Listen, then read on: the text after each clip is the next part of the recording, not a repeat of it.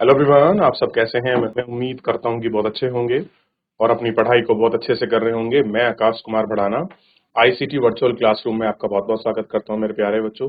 जैसे आपको पता है मेरे प्यारे बच्चों, बेसिकली हमारी आपका जो है मेरे प्यारे बच्चों 8th क्लास है और इसी 8th क्लास के अंतर्गत हम लोग आपका हिस्ट्री का टॉपिक चल रहा है। हमने पहाड़ी चित्रकला शैली को देखने के बाद आज हम लोग इसमें आगे बढ़ रहे हैं और आगे बढ़ते हुए हम लोग इसमें जो है आपका देख रहे हैं दक्खन चित्रकला शैली। तो अभी तक जो हमने बात की थी वो बेसिकली उत्तर भारत की जो आपकी चित्रकला थी उसको हमने पढ़ा, और उत्तर में भी जो आपके पहाड़ी क्षेत्र हैं, खासकर हमने हिमाचल को फोकस करते और कुछ उत्तराखंड जो आसपास का रीजन है उसको हमने देखा। इवन हमने जम्मू को भी इतना अच्छे से नहीं पढ़ा। हिमाचल के आसपास और उसके क्षेत्र में जो भी आपकी कला संस्कृति फैली, चित्र बना, उसको हमने पढ़ा। आज हम दक्षिण भारत की तरफ बढ़ेंगे और वहां की चित्रकला शैली को हम लोग देखेंगे। दक्खन चित्रकला के इतिहास को 16वीं शताब्दी के अंत में 17वीं शताब्दी के अंत तक देखा जा सकता है। मुगलों ने दक्खन पर अत्याधिपत्य स्थापित किया और उनमें 19वीं शताब्दी में अफसिया राजवंशों का चित्रकला से प्रांतीय राज्यों तक राजा और नवाबों, हैदराबाद के निजाम के अधीन कई शासक कला देखने को मिलती है। दक्खनी चित्रकला शैली को लंबे समय तक इंडो पार्शियन शैली समझा जाता था। इसके उद्भव के आधार में मुख्य सफीवाद फारसी, तुर्की चित्रकला या मुगल चित्रकला शैली माना जाता है। कैसा है? ये सारी चित्रकला शैली जो है ये माना जाता है। इस चित्रकला शैली को आप लोग देख सकते हैं। क्लियर है? कला इतिहास ने दक्खनी चित्रकला शैली को एक विशेष चित्रकला शैली मानते हुए एक स्वतंत्र चित्रकला शैली के तौर पर अस्तित्व को स्वीकार नहीं किया, जबकि चित्रकला शैली दक्कन के राज्यों के संरक्षण प्राप्त हुआ है जिनका प्रखर राजनीतिक व सांस्कृतिक दृष्टि थी। राजाओं ने चित्रकारों को बहाल किया और संरक्षण प्रदान किया है। कलाकारों ने संवेदनशीलता में वृद्धि करते हुए अपनी शासकीय आवश्यकताओं के अनुरूप चित्रण करवाया है। कैसा है? जो भी अपनी शासकीय अनुरूप है, अपनी शासन को लेकर, अपनी चीजों को लेकर जो उनको बदलाव, जो चीज चाहिए थी वो उन्होंने करवाया है। मानवीकृत चित्रण, ऐतिहासिक और धार्मिक आकृतियों का संकलन समय में कई शैलियों में दिखाई दे पड़ा है। अर्थों में मुगल चित्रकला ही सिर्फ विशिष्ट शैली नहीं थी। इस तरह के कलात्मक सफीवाद और ऑटोमन शैली दिखाई देती है। इस शैली के चित्रण में उत्कृष्ट हूबहू चित्र में महसूस थे। चित्रकला विकास एशियन, इस्लामिक कला, मुगल कला में बड़े पैमाने पर दिखाई देता है। विध्वंस पर्वतों के दूर दक्षिण भारत में पठारी क्षेत्रों में दक्षिणी शैली के अंतर्गत तत्कालिक क्षेत्रों में संस्कृति विशेषताओं के साथ आकर्षक और सशक्त चित्र शैली का विकास हुआ है।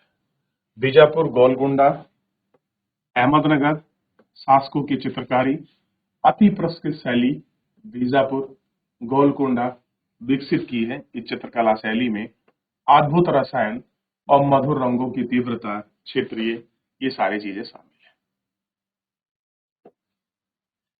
सौंदर्य बोध से जुड़ी चित्रकारों ने घने संयोजन के चित्रों को प्राण वातावरण रचा है जिसके सहज स्वाभाविक ही अभिव्यक्त हुआ है।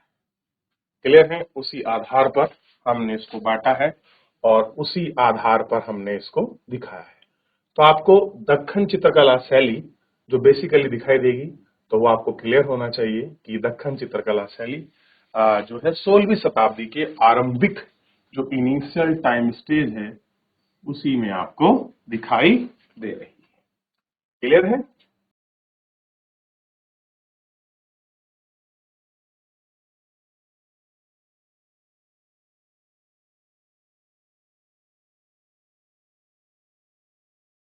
आगे बढ़ जाए। देख लिया? थोड़ा ऊपर देखिए। हो गया? अब देखिए, याद रहेगा इतना? अब थोड़ा सा उन शैलियों में और इन शैली में बड़ा अंतर आपको दिखाई देगा, स्पष्ट अंतर आपको दिखाई देगा।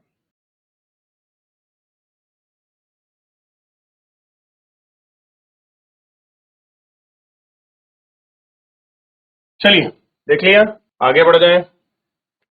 अहमदनगर चित्रकारी शैली। अब जो अहमदनगर स्पेशली फेमस था चित्रकारी के लिए, हम उसको देखें। ठीक है,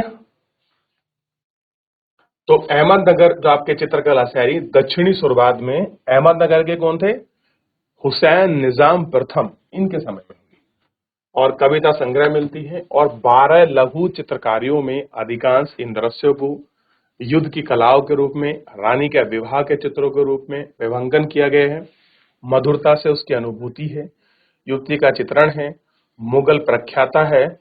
अहमदनगर के चित्रण में युवती की वेशभूषा, बदलते उत्तर भारत की परंपरा, चोली पहने हुए हैं, लंबी चोटी, फपूंद बने हुए, इर्द गिर्द रखी चीजें हैं, और ये सारी चीजें इसमें आपको दिखाई देती है।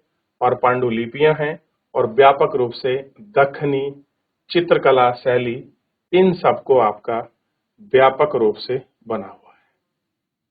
क्लियर है? तो इन सारे चित्रकला शैली को हमने इसमें देखा है।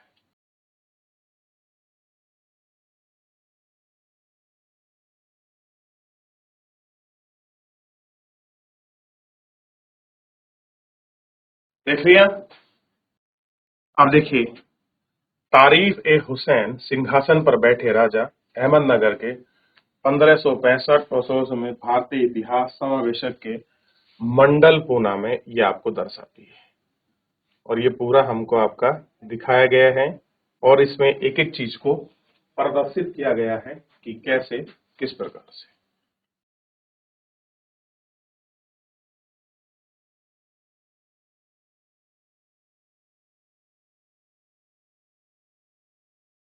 हो गया।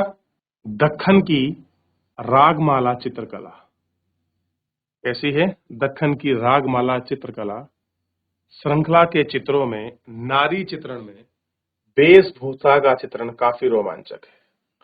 इसमें 16वीं शताब्दी के दक्षिणी चित्रकला का विकास दिखाई देता है।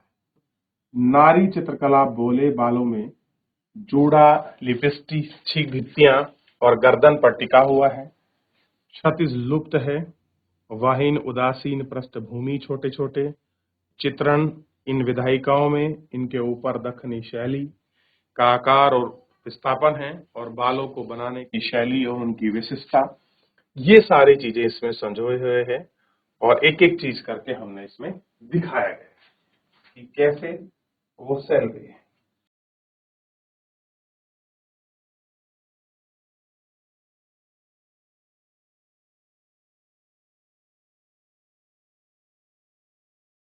देख लिया? तो आप यहाँ स्पेशल ये जो इमेजेस हैं, आप इन इमेज को अच्छे से देख सकते हो। इधर जो इनका श्रृंगार है, इनको देख सकते हो। यहाँ की बनी निकासी, इनके डिजाइन, और एक यूनिक तरीके से आपको दिखा देता है। ये केवल पेंटिंग के तौर पर नहीं थी, इनको आपका रियल वास्तुकार चित्रकला के रूप में भी बहुत सारे ऐसे महल, बहुत सारी ऐसी जगह है जहां आप इनको देख सकते हो, आपको ये दिखाई देंगी, आप इन्हें महसूस कर सकते हो। ठीक है? और ये आपको बिल्कुल स्पष्ट रूप से दिखाई देती है। क्लियर है? वस्तु के अंकन में विस्थापित किया गया है। बालों को बनाने की शैली के अलावा सभी विशिष्टताओं में उत्तर भारत या फारसी शैली में चिन्ह मिलते हैं। कैसे हैं? उत्तर भारतीय शैली में चिन्ह मिलते हैं। वेशभूषा निश्चित रूप से उत्तर भारत की है। लंबी नुकीली चाक वाले अकबरी लघु चित्रकला में काफी दिखाई देता है। ये संभवतः दिल्ली अहमदाबाद के बीच के क्षेत्र में बनते हैं। पहले दिल्ली जो अहमदाबाद का बीच का क्षेत्र में बने हैं। छोटी पगड़ी का चित्र प्रारंभिक अकबरी लघु चित्रकला के प्रभाव में है, जो 1567 की गुलस्ता के चित्र में दिखाई देता है। इन चित्रों को बुखार के चित्रकारों की चित्रित किया गया है। तथ्यात्मक रूप से संभावनाएं चित्रकारों को दक्षिणी चित्रकारों के काम लेते हैं, और प्रमाण बाराबंकी लाइब्रेरी पटना में संग्रहित एक आपकी पांडुलिपि से मिला है, और यूसुफ द्वारा हस्ताक्षरित और इब्राहिम आदिल शाह को समर्पित गोलकुंडा इब्राहिम शाह कुतुब जी ने 1550-80 के बीच में शासन किया। पांडुलिपि में 7 लघु चित्रकारी हैं जो पूरी समय में बुखारा शैली से चित्रित है। कैसे है? जो बुखारा शैली है उस पूरी शैली से चित्रित है।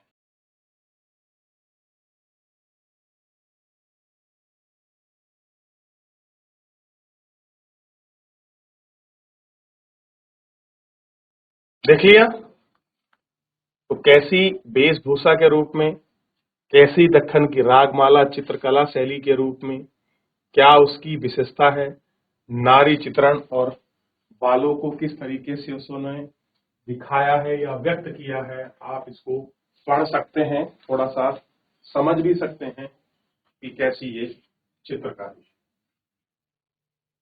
क्लियर है? चलिए, तो आप यहाँ आप देख के बताइए ये चित्रकारी आपको अन्य चित्रकारी से कैसे डिफरेंट या कैसे अलग आपको दिखाई दे रही है।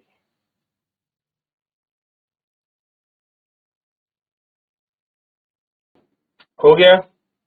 अब हम लोग देखते हैं बीजापुर चित्रकला शैली। 16वीं शताब्दी के बीजापुर चित्रों में 1570 ईस्वी में विश्वकोश निजामुल उल मुल्क महत्वपूर्ण थे। 876 चित्रकला लघुकारी में चित्रपात हैं। अस्त्र शस्त्र नक्षत्र के हैं। इनमें नारियों का चित्रण रागमाला चित्रकला की तरह ही लंबी और पतली तथा दक्षिण भारतीय वेशभूषा में है। बीजापुर चित्रकला शैली में अली आदिल शाह प्रथम और उसके अधिकारी इब्राहिम शाह द्वितीय ने संरक्षित किया है। दोनों कलाओं में साहित्य प्रेमी थे। इब्राहिम द्वितीय भारतीय संगीत के मर्मज्ञ थे। मर्मज्ञ मतलब होता है बहुत बड़े ज्ञाता या जानकार थे। उन्होंने भारतीय संगीत पर नौशक नामा पुस्तक लिखी है। ये नुजुम उर मुल्क के भी लेखक हैं। आधिपत्य है कि संभवतः 1590 में रागमाला श्रृंखला प्रारंभित है और बीजापुर का तुर्की से संबंध श्रृंखला को अंतरिक्ष संबंधी चित्रों के चित्रांकन में दिखाई देता है। तुर्की की पांडुलिपि से काफी प्रभावित रागमाला के आध्यात्मिक व भाव पक्ष से संबंधित भारतीय प्रभाव में लोपाक्षी शैली की झलक देखते हैं। ये आदिल शाह के दरबार के चित्रों में समृद्ध रंग, बेरंगपूर्ण रेखाएं, सहज संयोग, सौहार्दपूर्ण अनुकरण, स्मृति सिंहासन, 7 खंडों के प्रतीकात्मक खाका और प्रत्येक इनके निवासी और हाथ शेर, खजूर के वृक्ष, तोते, आदिवासी जनजाति लोग अंकित किए गए हैं। कैसे हैं? तोते हैं, आदिवासी लोग हैं, ये सब चीजों को इसमें अंकित किया गया है। क्लियर है? तो आप देखते हैं अलग अलग तरीके से ये आपको थोड़ी शैली। तो अब क्या देखेंगे? जो आपकी बीजापुर चित्र शैली है उसमें क्या मिलेंगे? तोते, आदिवासी जो है। क्लियर है? तो मेरे प्यारे बच्चों, फिलहाल जो है आज के इस लेक्चर में हम लोग इतना ही कंटिन्यू करेंगे। मिलेंगे नेक्स्ट लेक्चर में। तब तक अपना ध्यान रखिए, स्वस्थ रहिए, अपनी पढ़ाई को अच्छे से करते रहिए। मुझसे जुड़ने के लिए बहुत बहुत धन्यवाद।